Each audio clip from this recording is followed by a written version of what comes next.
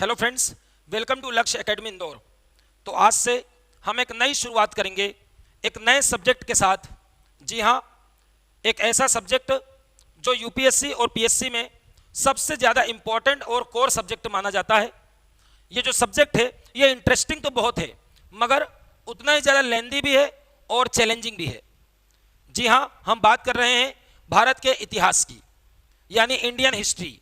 आपके और हमारे लिए एक इंपॉर्टेंट सब्जेक्ट इंडियन हिस्ट्री। सबसे पहला क्वेश्चन कि मैं भारत का इतिहास क्यों पढूं, आखिर क्यों पढूं? इसका सामान्य जवाब तो यह है कि यूपीएससी और पीएससी में इस सब्जेक्ट से कई क्वेश्चंस आते हैं एग्जाम में, इसलिए हम भारत का इतिहास पढ़ेंगे। नहीं, इसका मेन जवाब यह है कि भारत हमारा देश है, ये जो इंडिया है हमारा देश है और हम इंडियन हैं, इसलिए हम अपने देश का इतिहास पढ़ेंगे। अरे जब हम अपने देश का इतिहास नहीं पढ़ेंगे तो क्या कोई दूसरे देश का व्यक्ति आकर हमारे देश का इतिहास पढ़ेगा? नहीं ना, क्योंकि अमेरिका का कोई व्यक्ति है तो वो तो अमेरिका का इतिहास पढ़ेगा। इसलिए भारत का हर पढ़ा लिखा बेटा और बेटी अपने देश का इतिहास पढ़ेगा और उसको पढ़ना भी चाहिए, ताकि अपने पास्ट, अपने अतीत के बारे में वो जान सके, अपनी भारत माँ के अतीत के बारे में, और उन सारे सवालों के जवाब उसे मिल जाएं जो उसके मन में हमेशा अपने पास्ट को, अतीत को लेकर उठते रहते हैं। और आप सभी जानते हैं कि इस इंपॉर्टेंट सब्जेक्ट को हम 3 पार्ट में पढ़ते हैं, एंशिएंट, मिडाइवल एंड मॉडर्न, यानी प्राचीन भारत का इतिहास, मध्यकाल और आधुनिक भारत। आज की हमारी इस सीरीज में आधुनिक भारत का इतिहास शुरू करेंगे, जो कि तीनों में सबसे ज्यादा महत्वपूर्ण माना जाता है आपके एग्जाम के पॉइंट ऑफ व्यू से।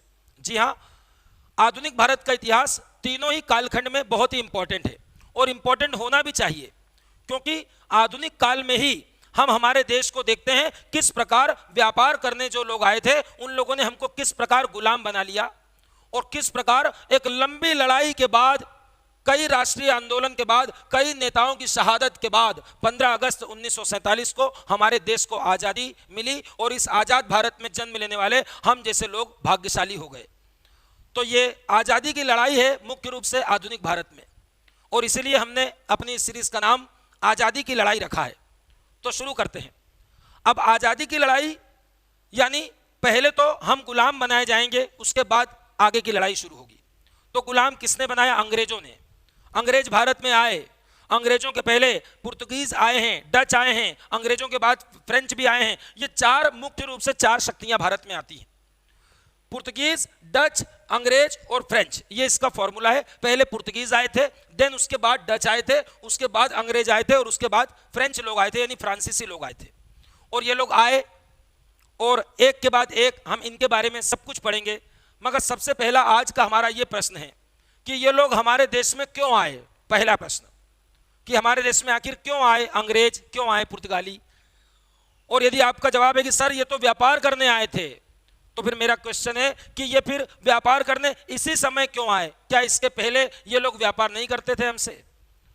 और इसी समय ऐसी क्या जरूरत पड़ी कि पुर्तगाली नागरिक वास्को डी गामा इतना लंबा रास्ता तय करते हुए, देखिए इस रास्ते को तय करते हुए समुद्र से भारत में यहां तक चला आया?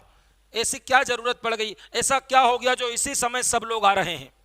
पहले पुर्तगीज आएंगे, फिर डच आएंगे, फिर अंग्रेज आएंगे, फिर फ्रेंच आएंगे। तो इसका थोड़ा सा हम इतिहास देखते हैं कि ऐसे कौन से फैक्टर हैं, ऐसे कौन से कारक हैं जिनकी वजह से ये आए। ये तो सभी किताबों में लिखा है कि वास्को डी गामा आया, 1498 में आया, कालीकट पहुंचा, जयमोरिन राजा था, हम भी पढ़ेंगे इसको। मगर हम पहले ये पढ़ेंगे कि आखिर ये लोग क्यों आए। आप बोलते हैं पुर्तगाली नागरिक वास्को डी गामा आया और उसने भारत के लिए, जो मैं हाथ चला रहा हूं, ये रास्ता खोज लिया। ये समुद्री मार्ग की खोज हुई है, समुद्री मार्ग की खोज करने वाला पुर्तगाली वास्को डी गामा था। तो क्या इसके पहले समुद्र का कोई मार्ग नहीं था? क्या इसके पहले यूरोप का बंदा कोई भारत नहीं आता था? सब कुछ होता था। तो जरा इसको समझते हैं। यदि भारत के इतिहास की बात करूं और इतिहास प्रारंभ करूं तो सबसे पहला चैप्टर आप और हम पढ़ते हैं सिंधु घाटी सभ्यता, यानी इंडस वैली सिविलाइजेशन। आपने पढ़ा होगा स्कूलिंग में, हड़प्पा सभ्यता। देखिए हड़प्पा के लोग यहाँ थे, कितनी पुरानी बात है। ये देखिए यहाँ थे हड़प्पा के लोग।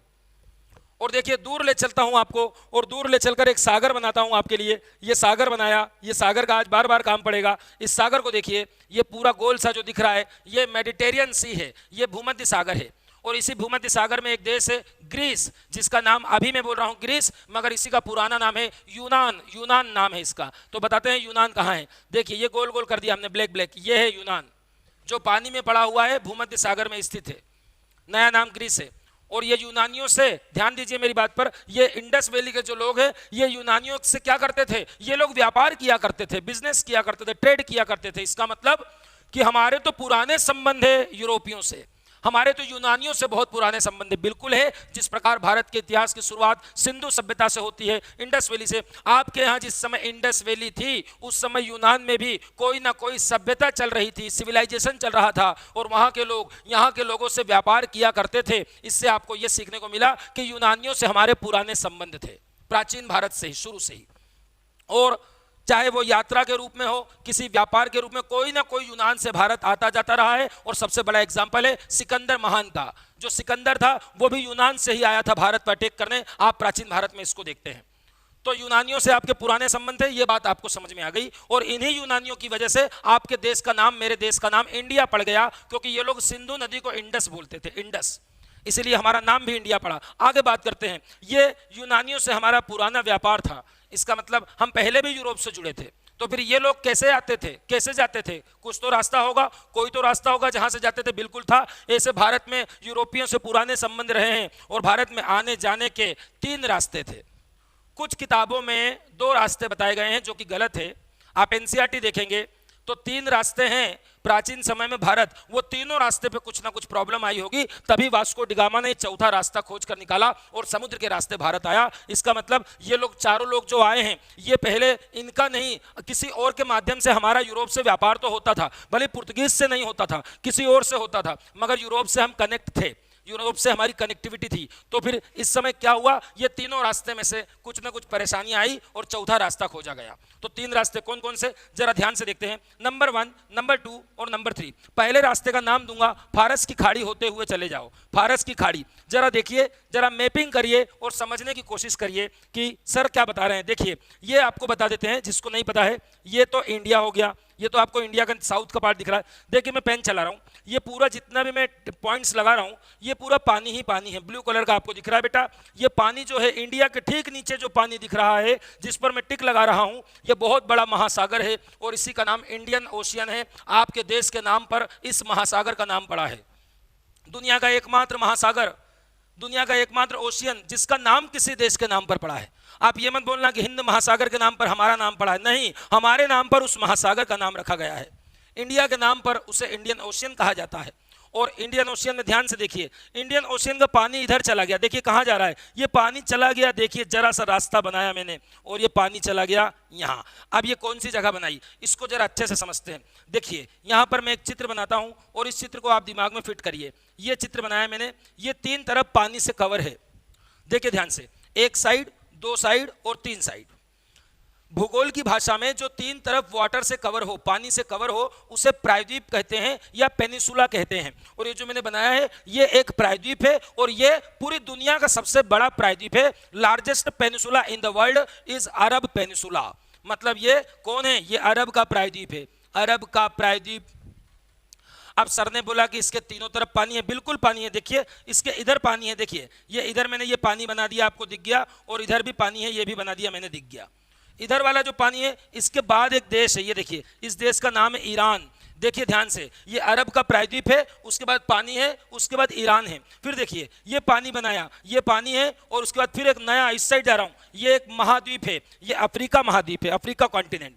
जरा देखिए, फिर मैं इसको मैप पे बताता हूँ। अरब का प्रायद्वीप, इधर भी पानी, इधर भी पानी। जो इधर वाला पानी है इसी का नाम है फारस की खाड़ी, फारस की खाड़ी। और जो ये वाला पानी है इसका नाम है लाल सागर, लाल सागर। अब जरा ध्यान से मैप पे देखिए, मैप पर देखने से अब इसकी स्थिति क्लियर करते हैं। देखिए ध्यान से, अब मैं बनाता हूँ, ये मैंने बनाया सऊदी अरब, और ये मैंने बनाया पूरा का पूरा जो बनाया है बेटा, यही अरब का प्रायद्वीप है। अब इसके ऊपर पानी देखिए, इसके ऊपर सर ने ये पानी बना दिया है, ये वाटर एरिया बना दिया है। सर बोल रहे हैं इसके ऊपर जो बनाया है ये फारस की खाड़ी है। फारस की खाड़ी क्यों याद रखेंगे, देखिए इसके ठीक ऊपर ये जो येलो कलर का आपको देश दिख रहा है बेटा, ये ईरान है, ईरान। तो एक बात बता दें आपको, ईरान का पुराना नाम पूछते हैं, ईरान का पुराना नाम ही फारस है। ईरान का पुराना नाम क्या है? फारस है। तो ध्यान दीजिए, ईरान के ठीक नीचे, ईरान के ठीक साउथ में जो पानी है उसी का नाम है फारस की खाड़ी। ये एक समुद्र है और ये इंडियन ओशियन का पार्ट है। आप भूगोल में देखते हैं, देखिए आप ध्यान से, ये हिंद महासागर का पानी है जो अंदर चला गया। देखिए अब इसी को बोलते हैं फारस की खाड़ी। भूगोल में पूछता है फारस की खाड़ी, गल्फ ऑफ फारस इज अ पार्ट ऑफ, आपका आंसर होता है इंडियन ओशियन। ये हिंद महासागर का पानी है जो उधर चला गया। दूसरी बात देखिए, फिर एक जगह और हिंद महासागर का पानी गया। देखिए ध्यान से, हिंद महासागर का पानी ये यहाँ से गया और ये पूरा यहाँ से चला गया, जो मैंने अभी बताया। ये है आपका लाल सागर, मतलब ये जो अरब का प्रायद्वीप है, अरब के प्रायद्वीप के ऊपर है फारस की खाड़ी और नीचे है लाल सागर। और लाल सागर के बाद ये जो सर बड़ा सा बना रहे हैं, देखिए ये पूरा बड़ा सा, ये कौन सा महाद्वीप है? आप समझ सकते हैं, ये अफ्रीका महाद्वीप है। कौन सा महाद्वीप है? अफ्रीका। फिर से देख लीजिए, अफ्रीका, अफ्रीका के बाद ये जो पानी है बीच में, ये लाल सागर, उसके बाद अरब का प्रायद्वीप, उसके बाद फारस की खाड़ी, उसके बाद ईरान, और ये रहा आपका इंडिया। अब भारत जाने के 3 रास्ते मैंने बताए, जिसमें एक रास्ता फेमस नहीं था, उससे कोई आता जाता नहीं था, मगर वास्तव में रास्ते तो 3 ही थे, मगर 2 रास्ते ज़्यादा चलते थे। उन दोनों रास्ते के नाम लिख देते हैं। एक का नाम है, या तो आप फारस की खाड़ी से चले जाओ, फारस की खाड़ी से जाना हो, कहाँ जाना, कहाँ चाहते हो? हम यूरोप जाना चाहते हैं। कि आखिर भारत पुराने समय से यूरोप से जुड़ा है, तो कौन से रास्ते से जुड़ा था? आखिर ऐसी क्या जरूरत पड़ गई जो वास्को डी गामा ने नए रास्ते की खोज की? आज का हमारा क्वेश्चन यही है कि ऐसी क्या जरूरत पड़ी। तो देखिए, ये फारस की खाड़ी से कैसे जाएंगे, जरा ध्यान से देखिए। यहाँ से भारत से आप पानी के जहाज से जाइए, शिप से, ठीक है, पानी के जहाज से आप हिंद महासागर में, अरब सागर से होते हुए आप चले गए इसमें फारस की खाड़ी में। मतलब आप भारत से, देखिए मैं निशान बना रहा हूं, भारत से महासागर, सागर होते हुए, सागर के रास्ते होते हुए कहां जा सकते हैं? फारस की खाड़ी। अब फारस की खाड़ी के बाद तो रास्ता बंद है, अब समुद्र तो है नहीं, अब क्या करें? अब आप उतर जाइए, समुद्र से उतरकर आप किसी देश में जाइए, उसका नाम है इराक। देखिए इराक, अब ये फारस के बाद ये कुवैत आएगा, कुवैत के आगे आएगा इराक। ये देखिए, ये इराक देश बना दिया मैंने, ठीक है। तो फारस की खाड़ी के बाद आप उतर के कहां जाइए? इराक। अब इराक में आपको पूरा देश क्रॉस करना है, इराक, क्योंकि समुद्र तो खत्म हो गया। अब आप स्थल मार्ग से जाएंगे। मतलब ये मार्ग कैसा है? पहले समुद्र में चलना पड़ता है, फिर किसी देश में जाना पड़ता है, उसका नाम है इराक, और इराक से फिर लैंड एरिया में चलना पड़ता है, और इराक से जैसे ही और आगे निकलेंगे तो एक देश आ जाएगा, तुर्की। ये देखिए, ये जो बना है ये तुर्की है बेटा, और तुर्की पहुंच गए, मतलब भूमध्य सागर में पहुंच गए। तुर्की पहुंच गए यानी भूमध्य सागर में पहुंच गए। देखिए ये भूमध्य सागर में आप पहुंच गए, और तुर्की आखिरी देश है। इधर से जाएं तो तुर्की लास्ट है, इसके बाद ही यूरोप दिख जाता है। और तुर्की दुनिया का ऐसा देश है बेटा जो यूरोप में भी आता है और एशिया में भी आता है, दोनों देशों में कॉमन। जैसे रूस को कॉमन समझते हैं आप, वैसे तुर्की को भी आप कॉमन रखेंगे। तुर्की का एक फेमस सिटी है इस्तांबुल। इस्तांबुल, अभी हम इस पर बात करेंगे। इस्तांबुल उस तरफ ही पड़ता है, ठीक है ना, यूरोप की तरफ। अब देखिए ये रास्ता आपको समझ में आ गया, तो आप बोलेंगे सर आपने एक रास्ता तो बता दिया, फारस की खाड़ी टू कहाँ जाऊँ? इराक चले जाओ। इराक से कहाँ जाऊँ? टर्की चले जाओ। टर्की पहुँच गया मतलब कहाँ पहुँच गया? भूमध्य सागर में पहुँच गया।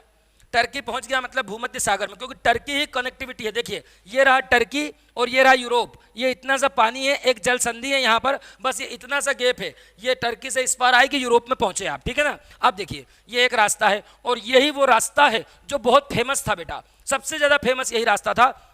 आप बोलेंगे भारत से यूरोप का जो जुड़ाव था वो फारस के रास्ते से था। फारस की खाड़ी तक समुद्र में जाइए, उसके बाद इराक, और उसके बाद टर्की जाइए, आप मेडिटेरियन सी में पहुंच गए। ये भूमध्य सागर में आप पहुंच गए, टर्की उसके किनारे पर ही। अब दूसरा रास्ता भी देख लेते हैं। दूसरा रास्ता देखिए, अब आपको फारस नहीं जाना है तो आप इधर जाइए, वैसे तो ये लंबा पड़ेगा। देखिए इधर से जाएंगे, अब आप हिंद महासागर का पानी उधर भी गया है, तो उसी को आपने बोला लाल सागर, तो अब आप लाल सागर में चले जाइए। लाल सागर में, ये लाल सागर में आ गए।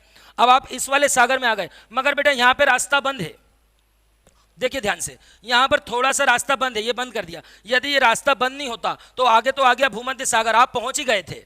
ध्यान देना, ये भूमध्य सागर, और ये नीचे वाला क्या है? नीचे वाला क्या है? लाल सागर। फिर से देखिए, भूमध्य सागर, लाल सागर। यदि मैं यहाँ पर कुछ कर दूं ऐसा सिस्टम, बीच की जगह तोड़ दूं, गहरी कर दूं, तो मैं यहीं से जहाज लेके सीधे पहुंच ही गया, सारी समस्या ही समाप्त हो जाएगी। मगर ये जो मैंने बीच में रास्ता बनाया है, इसी को आप स्वेज नहर बोलते हैं।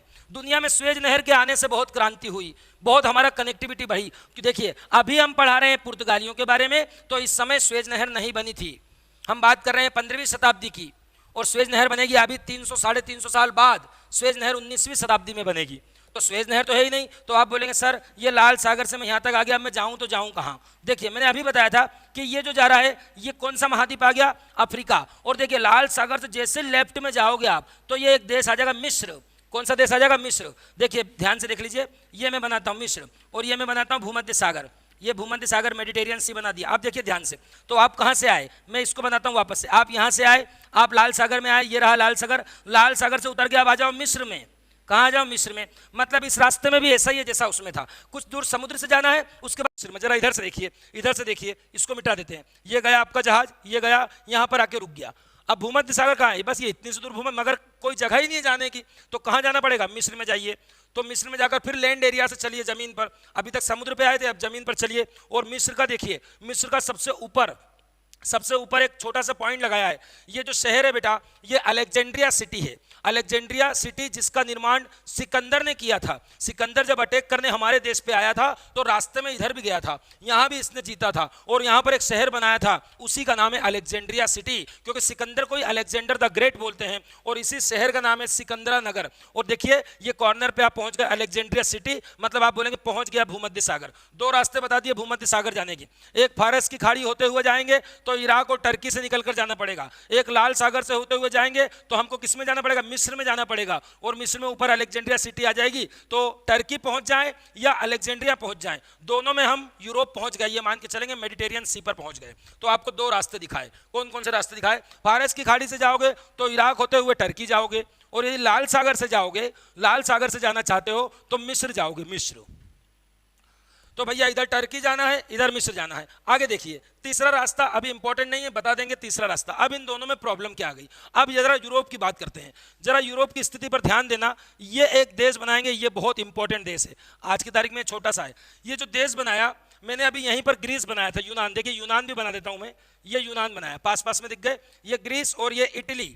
जो नया देश बनाया मैंने ये वाला, ये इटली है। ये इटली के अधिकारियों का कब्जा था भैया व्यापार पर, व्यापार पर कब्जा। और ये जो आपके यहाँ है ना, देखो पुर्तगाली, ये वास्को डी गामा का देश, देखिए ये पुर्तगाल है। और पुर्तगाल के ठीक पड़ोस में देखिए स्पेन है, स्पेन। ये दोनों पड़ोसी हैं भैया। ये पुर्तगाल और स्पेन मिलकर ही आइबेरिया पेनिसुला कहलाते हैं। भूगोल में पढ़ाते हैं हम, आइबेरिया का प्रायद्वीप क्या है। आइबेरिया का प्रायद्वीप यानी पुर्तगाल एंड स्पेन को मिलाकर जो पेनिसुला बनता है।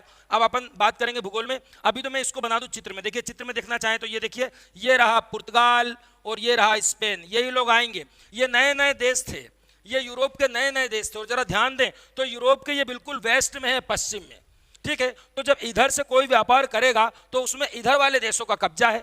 मतलब ये जो पूर्व में पड़ते थे, ये जो इटली था, इसका मुख्य रूप से कब्जा था।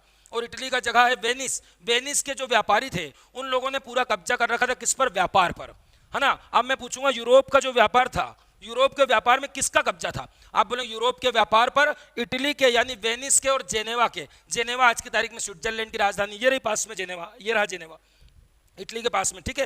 तो वेनिस के और जेनेवा के व्यापारियों ने कब्जा कर रखा था। मतलब मोनोपोली थी, मोनोपोली थी। मतलब इधर एशिया से जो भी सामान जाता था, मसाले वगैरह, वो ये लोग ले लेते थे और ये यूरोप में बेचते थे महंगा। मतलब इनकी मोनोपोली थी। और ये पश्चिम यूरोप उसको बोल रहा हूँ, देखो पुर्तगाल, स्पेन। और ये देखिए ये रहा अंग्रेजों का देश, ये रहा लंदन, ये भी पश्चिम में है। ये देखिए फ्रांस, यही लोग तो आ गए आपके यहाँ। देखिए पहले पुर्तगाल आया, फिर उसके बाद डच आए, फिर ये रहे अंग्रेज और ये रहे फ्रांसीसी, सब इतने इतने से टुकड़े में से आपके यहाँ आ गए, ठीक है। तो इटली के व्यापारियों का कब्जा था। अब हमारी तरफ की बात करते हैं। अब ऐसा क्या हुआ, ध्यान दीजिए। यूरोप महाद्वीप एक बार बना देते हैं। ये देखिए ये यूरोप, इस यूरोप महाद्वीप का व्यापार इटली के व्यापारियों के हाथ में मोनोपोली थी। अब अपनी तरफ की बात करते हैं। अपनी तरफ देखिए ये भारत है बेटा, ये भारत है। ये भारत के बाद देखिए म्यांमार है, इंडोनेशिया, ये कई देश हैं। इन सबको बोल रहा हूँ पूर्वी एशियाई देश। ये पूर्व में है तो इनको बोल रहा हूँ ईस्ट के एशियन कंट्री। तो पूर्वी जो एशियाई देश थे, इनसे व्यापार यूरोपियों का शुरू से ही होता आया है। मगर ये जो यूरोपियों का व्यापार था, इस पर इटली के व्यापारियों का कब्जा था। और जो इधर से माल ले जाएगा, मतलब भारत से, इंडोनेशिया से जो माल खरीदेंगे, वो कौन होंगे, देखिए उस पर इनका कब्जा है।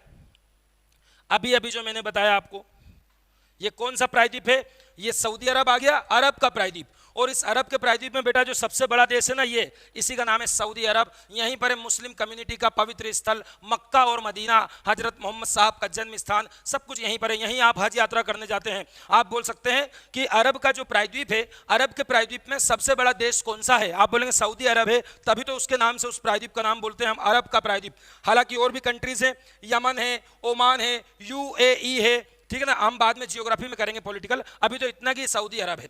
अब ये अरब के जो व्यापारी थे, इन लोगों से हमारा मध्यकाल में बहुत व्यापार चलता था, ध्यान देना मेरी बात पर। ये लोग जो आएंगे पुर्तगाली अंग्रेज, ये लोग आधुनिक भारत में नहीं आएंगे, ये लोग तो मिडाइवल एज में आ जाएंगे भारत तो ये मध्यकाल में ही आ जाएंगे। मगर फिर भी हम आधुनिक भारत कब से पढ़ते हैं? हम आधुनिक भारत 1707 से 1947 तक पढ़ते हैं। और 1707 में औरंगजेब की मृत्यु होगी। महान मुगल बादशाह जो थे 6, उनमें 6वें नंबर पे लास्ट वाला था मुगल एम्पायर में औरंगजेब की डेथ होती है। और आप बोलेंगे हमारे देश का मॉडर्न इंडिया शुरू माना जाता है, कहां से? 1707 से। और कब तक? जब तक हमारे देश को आजादी नहीं मिल जाती, 15 अगस्त 1947 तक। अब आगे देखते हैं, आगे देखिए, हम बोलेंगे जो अरब व्यापारी है ना, इनकी हमारी तरफ मोनोपोली थी। एशिया के पूरे व्यापार पर किसने एकाधिकार कर रखा? अरब व्यापारियों ने। और यूरोप के व्यापार पर किसका अधिकार है? इटली के अधिकारियों का। अब बात करते हैं, होता क्या था? हमारे यहां से सामान खरीदते थे कौन? अरब व्यापारी। अरब व्यापारी हमारे यहां से सामान लेते थे और सामान को थोड़ा और पैसे लगाकर उधर जाकर बेचते थे, क्योंकि यहां से ये इधर जाएंगे और इधर मिश्र होते हुए किसको बेच देंगे? इटली को बेच देंगे। फिर इटली लेगा तो वो भी अपने पैसे कमाएगा और वो यूरोप के अन्य देशों को देंगे। मतलब कमाई में कौन है? एक तो ये कमा रहा है इटली उनको बेचकर, और एक अरब व्यापारी चाह रहे हैं कि भारत से पूरा व्यापार हमको ही मिले, हम ही यहां से सामान खरीदे और हम यूरोप पहुंचाएं। आखिर ऐसा कौन सा सामान है? सबसे इंपॉर्टेंट जो चीज है वो है गरम मसाले। ये गरम मसालों के कारण सब हो रहा है और मसालों के लिए ये लोग ज्यादा निकलते हैं। हालांकि अन्य चीजों का भी व्यापार करते हैं, मगर उसमें मुख्य मसाले हैं। क्योंकि यूरोप के लोग ठंडा क्षेत्र है, मांसाहारी है, नॉनवेज खाते हैं, हमारी तरह दाल चावल कम खाते हैं वो। और उनको ठंड के दिनों में जो नॉनवेज है उसको बहुत दिनों तक संभाल कर रखना पड़ता ताकि वो खराब ना हो जाए।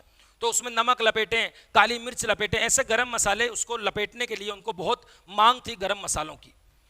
अब गरम मसाले हमारे यहाँ कहाँ हैं? जरा देखिए, ये जो भारत है बेटा, इसका जो कोना बनाया मैंने, ये बना दिया आपके सामने। ये राज्य है, इसका नाम है केरल। केरला है ये हमारा साउथ में। और केरला का जो क्षेत्र है ये मालाबार क्षेत्र है और यहाँ पर लेटेराइट मिट्टी है। और दुनिया में जहाँ पर लेटेराइट मिट्टी ज़्यादा वर्षा होती है वहाँ पर मसाले बहुत होते हैं, बहुत ज़्यादा। तो भारत का सारा मसाला यहीं है।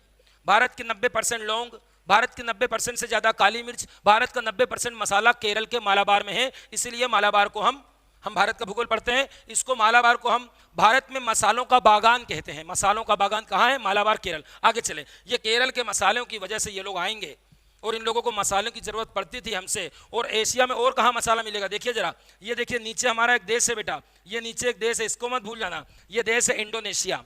इंडोनेशिया के कारण भी ये लोग बहुत लालच करेंगे कि इंडोनेशिया में बहुत मसाला है। क्यों नहीं होगा इंडोनेशिया में मसाला? इंडोनेशिया 0 डिग्री पर है, आप मैपिंग पे देखेंगे, ये दिखा देते हैं मैपिंग पे, ये रहा 0 डिग्री का लाइन, ये 0 डिग्री और ये जा रहा है इंडोनेशिया। तो इंडोनेशिया 0 डिग्री पर है, ज्यादा वर्षा होती है, लेटेराइट मिट्टी मिलती है, भयंकर मसाले मिलते हैं। तो इंडोनेशिया भी मसालों में नंबर 1, भारत का केरला भी मसालों में नंबर 1। तो चले मसालों के लिए। अब आपको एक चीज समझ में आ गई कि यूरोप के व्यापार पर इटली के व्यापारियों का मोनोपोली था, एकाधिकार था। और भारत या एशिया की तरफ, एशिया बोल सकते हैं, पूर्वी एशिया के व्यापार पर अरब व्यापारियों की मोनोपोली थी। तो फिर अब क्या हुआ ऐसा जो पुर्तगाली वास्को डी गामा को आना पड़ा? बस अब समझिए इसको क्या हुआ। देखिए, ये जो टर्की था बेटा, मैंने अभी बताया कि टर्की आपको जाना है। यदि आपको फारस की खाड़ी से जा रहे हैं तो टर्की होते हुए जाना है। तो टर्की एक ऐसा देश है जो इसके बाद ही यूरोप लग जाता है। मतलब टर्की के एंड पर पहुंच गए, मतलब यूरोप पहुंच गए, समुद्र में पहुंच गए। तो टर्की ने उस तरफ यूरोप पर किसी पर अटैक कर दिया। और उस तरफ किस पर अटैक किया? उस तरफ एक साम्राज्य था, रोम साम्राज्य, रोमन साम्राज्य बोलते हैं जिसको आप, बहुत पुराना एम्पायर है ये रोम। और टर्की में जो साम्राज्य था उसका नाम था उस्मानिया। तो आप ऐसा याद रखेंगे कि टर्की पहुंच गया उस तरफ, यूरोप की तरफ जंप कर गया। कैसे? टर्की के उस्मानिया ने उधर जाकर रोमन एम्पायर पर अटैक कर दिया। तो अटैक लिख देते हैं, किसका किस पर अटैक हुआ ताकि आपको याद रहे। टर्की ने अटैक कर दिया भैया, किस पर? टर्की का कौन सा एम्पायर है? उस्मानिया। उस्मानिया संप्रदाय है, उस्मानिया साम्राज्य है, इसने अटैक कर दिया। इसने अटैक किया किस पर? किस पर कर दिया? आप बोलेंगे रोमन एम्पायर पर, रोमन एम्पायर या रोम साम्राज्य। और उस समय रोम साम्राज्य की जो कैपिटल थी, बहुत इंपॉर्टेंट है, कुस्तुनतुनिया, कुस्तुनतुनिया पर मुख्य रूप से अटैक किया और उन पर अधिकार हो गया। कुस्तुनतुनिया का आज नाम ढूंढेंगे तो इस्तांबुल है। इस्तांबुल मूवी वगैरह में आपको दिखाते रहते हैं इस्तांबुल का। और इस्तांबुल इस समय यूरोप के पार्ट में है। मैंने अभी आपको बोला कि टर्की यूरोप में भी माना जाता है। और देखिए ये बीच में पानी आ गया, देखो मैं बना के दिखाता हूँ। ये रहा टर्की, ये रहा यूरोप और बीच में पानी आ गया, मगर पानी के इस तरफ आ रही है। देखो ये रहा इस्तांबुल, मतलब इस्तांबुल इस तरफ है और बाकी का टर्की उस तरफ है। जी हाँ, ये इस्तांबुल की बात कर रहा हूँ। ये इस्तांबुल जो आज टर्की का क्षेत्र है, टर्की का क्षेत्र है। मगर ये इस्तांबुल किसी जमाने में रोमन एम्पायर के पास था और रोमन एम्पायर की राजधानी हुआ करती थी कुस्तुनतुनिया। कुस्तुनतुनिया पर कब्जा हो गया, इसी का नया नाम इस्तांबुल है, इस्तांबुल। अब भैया बस इतनी सी बात थी, ये जो कब्जा हुआ इसी से सब गड़बड़ हो गया। देखिए 1453 में ये कब्जा हुआ, ध्यान देंगे 1453 में कब्जा हुआ। अब क्या होगा, अब टर्की की दादागिरी शुरू। टर्की की दादागिरी कैसे शुरू कि भैया तुम मेरे देश से तो निकल के जाते हो, तुमको इधर से इधर आने के लिए मेरे देश में तो आना ही पड़ेगा। तो इसने मना कर दिया कि यूरोप के जो व्यापारी हैं, यूरोप के जो व्यापारी हैं वो मेरी तरफ मत आना, मेरे देश में मत आना, मेरे देश में निकलने की कोई परमिशन उनको नहीं है। ओ भैया यूरोप के व्यापारियों के लिए एक रास्ता तो बंद हो गया, एक रास्ता बंद हो गया, क्योंकि टर्की की दादागिरी, और टर्की से कौन लड़े, ठीक है, लड़ना पसंद नहीं है। तो एक तो गया काम से, क्योंकि उसमें क्यों गया, क्योंकि आप बोलेंगे टर्की के उस्मानिया साम्राज्य ने कुस्तुनतुनिया पर अटैक कर लिया और यूरोपियों के लिए टर्की का रास्ता बंद कर दिया। अब एक रास्ता खत्म हो गया, ये था फारस की खाड़ी वाला रास्ता। और अभी सर ने बताया कि दो रास्ते हैं भारत से जाने के, फारस की खाड़ी क्रॉस कर देते हैं, ये वाला बंद हो गया। अब ध्यान देना, इन दोनों में फेमस भी यही वाला था, फारस की खाड़ी। इन दोनों में सबसे ज्यादा लोग आते जाते भी इसी से थे, फारस की खाड़ी से। ये एक। अब चलें दूसरे रास्ते की तरफ, ये रहा लाल सागर। लाल सागर, इधर क्या प्रॉब्लम है, देखिए इधर की प्रॉब्लम देखिए। इधर से एक तो जाऊं तो बहुत लंबा पड़ रहा है, ठीक है, आप देख सकते हैं ये आ गई फारस खाड़ी और ये जा रहा है इतना लंबा रास्ता। और दूसरी बात, ये कौन बैठे हैं भाई साहब, ये अरब व्यापारी हैं, सऊदी अरब इनका देश है, ये मानेंगे नहीं। तो ये बोलेंगे भैया इधर टैक्स लगेगा, ठीक है ना। तो ये क्या करते थे, अरब व्यापारी क्या करते थे, अरब व्यापारी बोलते थे तुमको माल खरीदना है ना, इटली को माल चाहिए, क्योंकि उधर का नेता तो इटली है। तो इटली को माल कौन देता था, अरब व्यापारी देते थे। अरब व्यापारी बोलते थे हमसे लो, मतलब भारत से 11 रुपए का खरीदेंगे, फिर उसको अरब व्यापारी 15 रुपए में इटली को बेचेंगे, फिर वो इटली उसको 20 रुपए में यूरोप को अन्य को बेचेगा। इधर से कमा रहा है सऊदी अरब, उधर से कमा रहा है इटली। अब इससे यूरोप के अन्य देश परेशान है। बोले किस किस से परेशान होगा, देखो पहला बोले एक तो ये इटली, इटली जो है वेनिस, वेनिस या जेनेवा बोले आप, ये वेनिस और जेनेवा के व्यापारी, इनकी दादागिरी चल रही। तो यूरोप के जो नए नए देश थे, नए नए देश में आता पुर्तगाल, स्पेन, ये लोग बोले यार एक तो इटली दादागिरी करता है, इधर वेनिस, ठीक है ना, रेट बढ़ाकर लेता है, इधर अरब व्यापारी से हम परेशान हैं, उनका टैक्स अलग ही है, अरब व्यापारी टैक्स में ही बहुत ज्यादा टैक्स लगाते हैं। और तीसरा इधर जाएं तो इधर टर्की आंख दिखाता है कि इधर से मत आओ। तो यूरोपियों को ऐसा लगा कि एक काम, हम सब डिपेंड हो गए हैं इटली पर, इटली पर मतलब वेनिस और जेनेवा पर हम डिपेंड है, तो क्यों ना हम ही पता लगाएं कि भारत है कहां। और ये जो भारत से मसाले आ रहे हैं, पहले भी मसाले जाते थे, पहले भी व्यापार होता था, मगर पहले जो व्यापार होता था उसमें अरब व्यापारी थे, अरब व्यापारियों का कब्जा था। अरब व्यापारी अपने मन चाही कीमत पर यूरोप को माल बेचते थे, इटली को बेचते थे, और इटली आगे सप्लाई करता था। तो भैया नए नए देशों को जरूरत पड़ी कि क्यों ना हम इटली पे भी डिपेंड ना रहें, क्यों ना हम टर्की की तरफ भी ना देखें, उससे भी लड़ना ना पड़े, और अरब व्यापारी का तो टैक्स सही, क्यों ना हम भारत के लिए नए रास्ते की खोज करें। तो बस ये कारण बन गया कि यहाँ के देशों ने क्या किया, भारत को खोजना शुरू कर दिया और बोला जाओ ये समुद्र के रास्ते जाओ और पता लगाओ कि भारत कहाँ है। भारत जाने के लिए बिना टर्की से जाना हो, डायरेक्ट समुद्र से जाना हो तो कहीं तो मिलेगा भारत, क्योंकि दुनिया समुद्र से जुड़ी हुई है, दुनिया समुद्र से जुड़ी है। तो भैया एक के बाद एक कई लोग भारत को खोजने निकले और उसी में सक्सेस मिल गई वास्को डिगामा को। तो यहाँ पर देखिए जो पुर्तगाल है बेटा, ये पुर्तगाल और स्पेन, यहीं के लोग ज़्यादा आगे थे इस मामले में। ये पुर्तगाल और स्पेन के जो महाराजा थे, यहाँ की महारानी थी इसाबेल, स्पेन की, पुर्तगाल के महाराजा थे द प्रिंस। तो ये लोग क्या करते थे, ये लोग अपने खर्चे पर भेजते थे कि जाओ बड़ी बड़ी दूर जाओ, दूर दूर तक जाओ समुद्र में, भारत का पता लगाओ, नए देश की खोज करो जिससे हम व्यापार करें। और फिर यूरोप जो था, यूरोप में इस समय बेटा पुनर्जागरण हो गया था। वर्ल्ड इतिहास में आप पढ़ते हो, पुनर्जागरण से भी इनको हिम्मत मिल गई कि भैया पुनर्जागरण में ये हिम्मत मिल गई कि हमको आगे बढ़ना है, उद्यमी बनना है, पैसे कमाना है, दुनिया में आगे जाना है हमारी कंट्री को लेकर। तो ये पुनर्जागरण ने भी प्रभाव करा। मगर यूरोपीय, आपसे मैं पूछूंगा कि ये लोग हमारे देश में क्यों आए, तो आप बोलना उसका मेन कारण है टर्की का रोमन एम्पायर पर अटैक करना, और टर्की की मनमर्जी यहाँ पर चलने लगी और इसलिए ये रास्ते में प्रॉब्लम आई। दूसरा, अरब व्यापारियों की मोनोपोली थी, इधर इटली और वेनिस की मोनोपोली थी, और इसी कारण नए मार्ग की खोज हुई और एक के बाद एक नए नए अभियान निकलना शुरू हुए। ये थी आज की छोटी सी स्टोरी कि भैया ये लोग क्यों आए, क्योंकि जो रास्ते थे। अब तीसरा रास्ता जो आप बात करें तो तीसरा रास्ता बड़ा कठिन है, कोई यहाँ से आता जाता नहीं है। ये भारत से पाकिस्तान जाओ, अफगानिस्तान के बड़े बड़े दर्रे पार करो, ऊपर सेंट्रल एशिया निकल जाओ और ऊपर यूरोप निकल जाओ, यूरोप निकलने के बाद इधर निकल जाओ और ये काला सागर होते हुए पहुंच जाओ। कौन जाएगा इतना लंबा घूम के। तो आप बोलेंगे भारत से जब तक अंग्रेज पुर्तगीज नहीं आए थे, जब तक भारत आने के तीन रास्ते थे। कैसे तीन रास्ते? पहला समुद्र का रास्ता, फारस की खाड़ी होते हुए, इराक टर्की होते हुए। दूसरा लाल सागर का रास्ता जो कि मिस्र के अलेक्जेंड्रिया सिटी होते हुए। और तीसरा ऊपर बोलेंगे सेंट्रल एशिया का रास्ता जो रूस होते हुए, सेंट्रल एशिया और रूस होते हुए काला सागर, इधर काला सागर आएगा, काला सागर होते हुए वो पहुंचेगा वहीं इस्तांबुल के पास, ठीक है। तो ये तीसरा रास्ता जो बिल्कुल भी फेमस नहीं था, इसी को बोलते हैं स्थल मार्ग, इसको बोलते हैं स्थल मार्ग। यहां पर कोई समुद्र नहीं आ रहा है बेटा, ठीक है ना, ध्यान रखना। तो क्या बोलेंगे, यहां पर बोलेंगे ये स्थल मार्ग और इसको बोलेंगे ये दोनों जल मार्ग। हम बोलेंगे दो समुद्री मार्ग थे, वाटर वे थे, और एक लैंड वाला वे था। एक स्थल मार्ग, दो समुद्री मार्ग हमारे पहले से ही यूरोप से हमारी कनेक्टिविटी के लिए प्रचलित थे, और इनमें प्रॉब्लम आई तो इसीलिए हमारे नए नए मार्ग की खोज कराई गई। अब देखते हैं कि सबसे पहले कौन आया। सबसे पहले एक व्यक्ति का नाम याद रखेंगे, उस व्यक्ति का नाम है वेरी इंपॉर्टेंट, बार्थोलोम्यू डियाज, ध्यान रखेंगे। अब हम आपको पढ़ा रहे हैं पहली पावर। आज हम स्टार्ट करते हैं कि सबसे पहले कौन आए, तो आपको ये फॉर्मूला याद रखना है, PDEF आपकी एग्जाम में आता है। सबसे पहले कौन आए, PDEF, आप ऐसे याद रखें, ई हटा दीजिए, ई हटा के उसको ऐसे पढ़िए PDF, जो नोट्स का PDF होता है, PDF याद करिए। और इंग्लिश में जाएंगे तो F के पहले हमेशा कौन आएगा बेटा, ई आएगा। तो सबसे पहले पुर्तगीज आए, उसके बाद डच आए, उसके बाद इंग्लिश मतलब अंग्रेज आए, उसके बाद फ्रेंच मतलब फ्रांसीसी आए। अभी आप सिर्फ इतना लिखिए, एक एक के बारे में डिटेल में पढ़ना है। आप शुरू कर रहे हैं कौन सा, पुर्तगाली। पुर्तगाली आए हमारे यहाँ। तो देखिए पुर्तगालियों में सबसे पहला प्रयास किया है बार्थोलोम्यू डियाज ने। बार्थोलोम्यू डियाज, ये देखिए ये व्यक्ति है जिसका नाम देख लीजिए, बार्थोलोम्यू डियाज, पुर्तगाली नागरिक है। बार्थोलोम्यू डियाज जो भारत की खोज करने के लिए निकला, मगर खोज नहीं कर पाया, आधे रास्ते आया और चला गया। जरा देखते हैं किधर से आया, आप देख लीजिए आराम से। ये रहा पुर्तगाल और ये रहा इसका पड़ोसी स्पेन। स्पेन और पुर्तगाल, देखिए यहाँ से एक व्यक्ति आया, यहाँ से व्यक्ति आया, और ये कौन सा महासागर है बेटा, देखिए पेन चला रहा हूँ, भूगोल में पढ़ते हैं इसको, ये पूरा अटलांटिक है। फिर से देखिए पेन चल रहा है, एस की तरह दिख रहा है, इंग्लिश में एस की तरह दिख रहा है, ये अटलांटिक महासागर है। ये अटलांटिक महासागर से होते हुए आया, यहाँ तक आया, एक लंबा रास्ता तय करा और यहाँ तक आ गया। और आपने पढ़ा होगा किताबों में, ये देखिए ये अफ्रीका महाद्वीप का सबसे निचला पार्ट है, दक्षिण अफ्रीका बोलते हैं।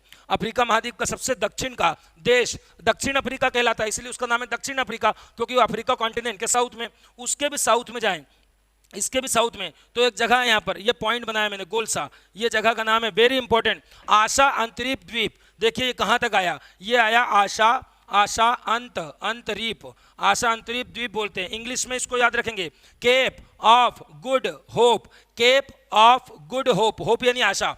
क्योंकि यहाँ तक आने के बाद ये कंफ्यूज हो गया, मतलब ये बहुत लंबा रास्ता तय करके आया और दक्षिण अफ्रीका के दक्षिण में केप ऑफ गुड होप तक आया। आने के बाद ये रास्ता भटक गया और समुद्र में भयंकर आंधी तूफान चल रहा था, तो यहाँ से आगे बढ़ा ही नहीं, हिम्मत हार गया और वापस अपने देश चला गया। मगर आपसे क्वेश्चन आएगा एग्जाम में, ये जो दक्षिण अफ्रीका के दक्षिण में, साउथ अफ्रीका के साउथ में क्या है, आप बोलेंगे Cape of Good Hope. Indirectly पूछेगा केप ऑफ गुड होप की खोज किसने की, आप बोलेंगे बार्थोलोम्यू डियाज, एक पुर्तगाली नागरिक जो यहाँ आया। और इसका नाम क्या रख गया, इसका नाम स्टॉर्मी आइसलैंड। स्टॉर्मी आइलैंड मतलब आंधी तूफान का द्वीप, इस द्वीप का नाम उसने रख दिया आंधी तूफान का द्वीप, और अपने देश वापस चला गया। एक और प्रयास आपको याद रखना है, यहाँ पुर्तगाल के पड़ोस में स्पेन है, स्पेन की महारानी है इजाबेल। स्पेन की महारानी ने एक आदेश दिया है कि जाओ भारत नाम के देश की खोज करो, समुद्र के रास्ते पता लगाओ कि भारत कहाँ है और भारत के लिए नए समुद्री मार्ग की खोज करो। एक और अभियान दल निकला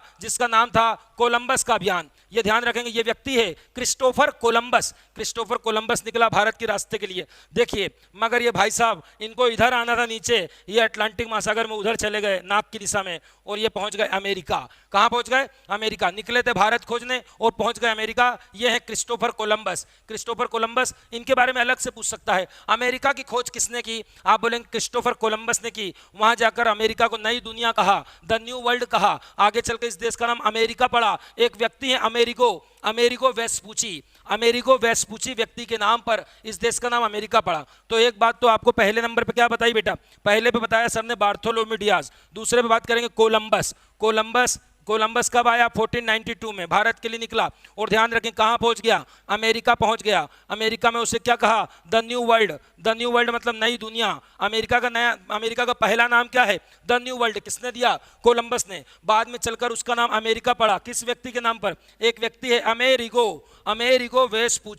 अमेरिगो वेस्पूची के नाम पर इस देश का नाम अमेरिका पड़ गया। आपसे क्वेश्चन पूछा जाता है अमेरिका की खोज किसने करी, आप बोलेंगे कोलंबस ने करी है 1492 में। और भारत के लिए पुर्तगाली कौन आया था, बार्थोलोम्यू डियाज। ये भी फेल हो गया। ये कहां तक आया, केप ऑफ गुड होप, ये कहां तक आया? ये तो कहीं और ही चला गया दूसरी दिशा में।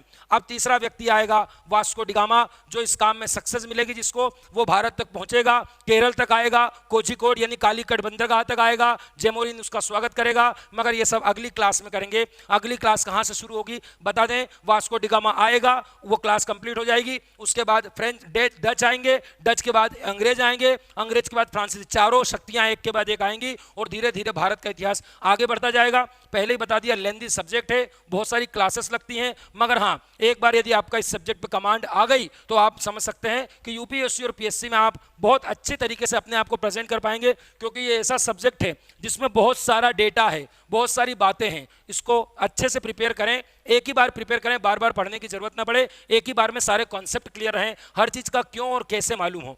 तो आज के लिए इतना काफ़ी है, उम्मीद करते हैं समझ में आया होगा। आज सिर्फ शुरुआत की है कि ये लोग क्यों आए, तो आपको बता दिया 3 रास्ते थे, तीनों में कुछ ना कुछ प्रॉब्लम्स आई और नए रास्तों की खोज करने की जरूरत पड़ गई। तो अब मिलते हैं अगली क्लास में, पुर्तगाली के साथ मिलेंगे, वास्को डिगामा के साथ मिलेंगे और बताएंगे वास्को डिगामा कैसे कैसे आया और जब पुर्तगाली भारत में आ गए उन्होंने भारत में आके क्या क्या किया, कहाँ कहाँ फैक्ट्री बनाई, किस प्रकार हमारे भारत में जबरदस्ती ईसाई धर्म का प्रचार किया और यही बात अंग्रेजों को भी सिखा दी, अंग्रेज भी सीख गए ईसाई धर्म का प्रचार। ये सब बातें अगली क्लास में करेंगे।